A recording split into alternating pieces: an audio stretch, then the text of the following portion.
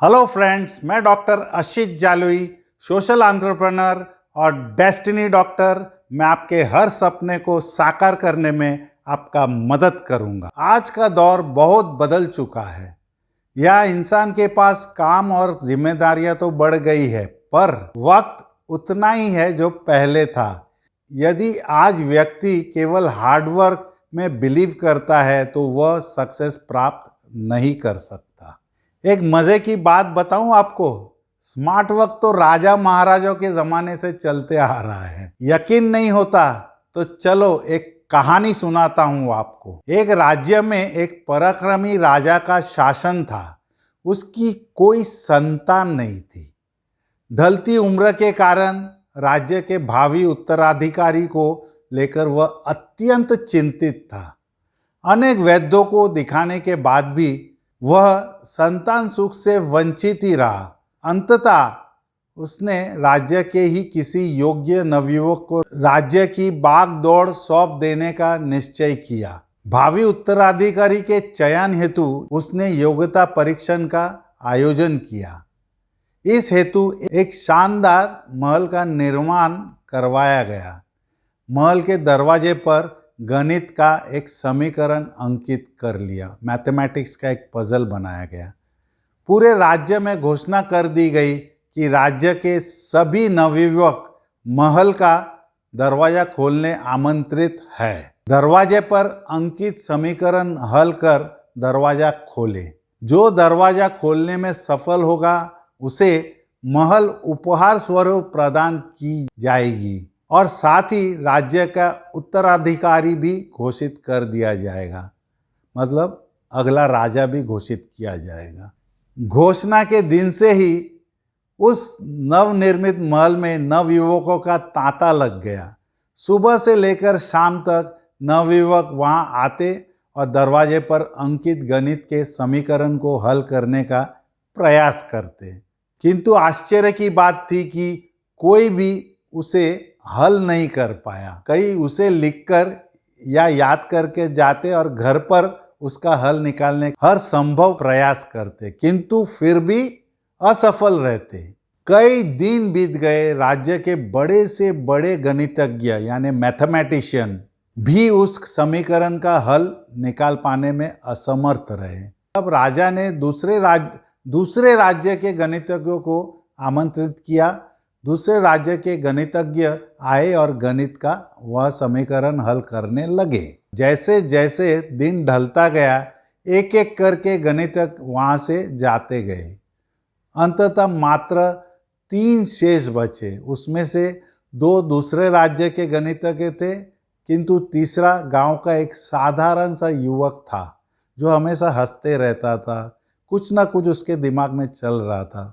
दोनों गणितज्ञ जहां गणित का समीकरण हल करने में लगे हुए थे, वहां युवक एक कोने में खड़ा होकर उन्हें देख रहा था। राजा ने जब उसे यूं ही खड़ा देखा तो पास बुलाकर पूछा, तुम दरवाजे पर अंकित समीकरण हल क्यों नहीं कर रहे हो? युवक बोला, थोड़ा नर्वस था क्योंकि महाराज से बात कर रहा है, तो थोड़ा नर्वस हिचकिचाए बोला, महाराज मैं तो बस यूं ही इन नामी गिरामी गणितज्ञों को देखने आया हूँ। ये अपने राज्य में इतने बड़े गणितज्ञ है, इन्हें समीकरण हल करने दीजिए। यदि इन्होंने हल निकाल लिया तो राज्य के उत्तराधिकारी बन जाएंगे। इससे बड़ी खुशी की बात और क्या होगी। यदि ये समीकरण हल नहीं कर पाए तब मैं कोशिश करके देखूंगा। इतना कहकर युवक एक कोने में बैठकर वही मैथमेटिशियन को देखने लगा।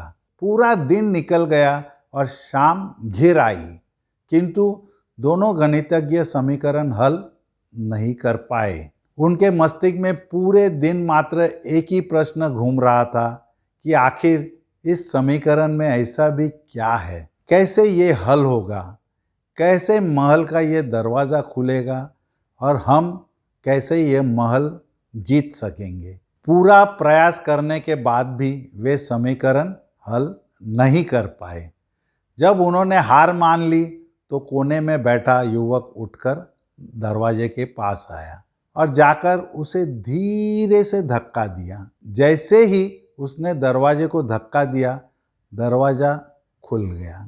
दरवाजा खुलते ही लोग उसे पूछने लगे कि तुमने ऐसा क्या किया कि महल का दरवाजा खुल गया।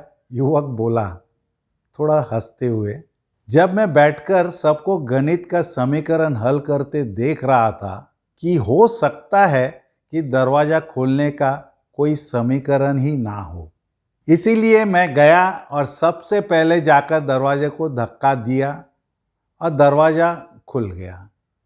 दरवाजा खोलने का कोई समीकरण था ही नहीं। उसका उत्तर वहां उपस्थित राजा ने भी सुना और बहुत प्रसन्न हुआ। उसने युवक को वह महल भी दिया और राज्य का भावी उत्तराधिकारी भी घोषित किया। तो दोस्तों, जिंदगी में हम कई बार ऐसी परिस्थिति में फंस जाते हैं जब हमें लगता है कि हमारे सामने पहाड़ जैसी समस्या है, जबकि वास्तव में कोई समस्या होती ही नहीं है, और होती भी है तो बहुत छोटी सी, लेकिन हम उसे बहुत बड़ा बनाकर उसमें उलझे रहते हैं। बाद में उस समस्या का समाधान अपने आप ही निकल जाता है, या फिर थोड़े से प्रयास के बाद हमें एहसास होता है कि इतनी सी समस्या के लिए हमने कितना समय बर्बाद कर दिया। समस्या सामने आने पर विचलित ना हो, शांति से सोचे और फिर समाधान करने का प्रयास करें। देश की सबसे बड़ी कंपनी रिलायंस इंडस्ट्री की नींव रखने वाले धीरूभाई अंबानी कहते थे, जो भी यह कहता है 12 से 16 घंटे काम करता है, वह या तो झूठा है या फिर काम करने में काफ़ी धीमा है। उन्होंने 17 साल की उम्र से ही काम करना शुरू किया था।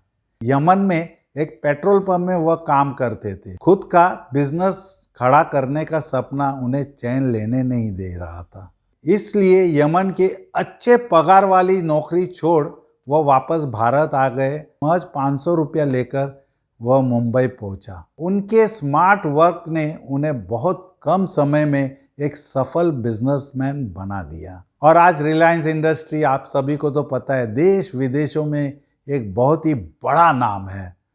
तो आप भी जब कोई समस्या में फंसे तो सिर्फ उसके हल में ध्यान दें, क्योंकि हर समस्या का हल है।